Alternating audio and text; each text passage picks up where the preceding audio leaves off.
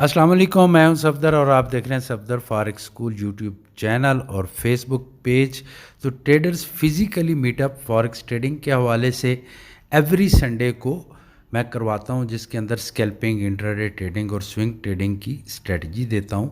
इसमें total 60 seats होती हैं, लेकिन अभी मई और जून में एवरी संडे सीटें फुल हैं। तो आप अगर मेरा फिज़िकली मीटअप अटेंड करना चाहते हैं तो आप जुलाई और अगस्त में किसी भी संडे में एडमिशन ले सकते हैं।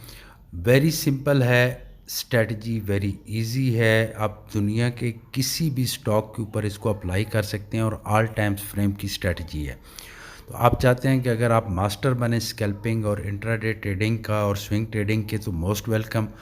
डिस्क्रिप्शन के अंदर जो है मेरा व्हाट्सअप लिंक भी आ रहा है, आप उससे को भी ज्वाइन कर सकते हैं, ताकि अगर आपकी बेसिक क्लियर नहीं है तो उसके बारे में मैं आपको इन्फॉर्मेशन भी दे दूं।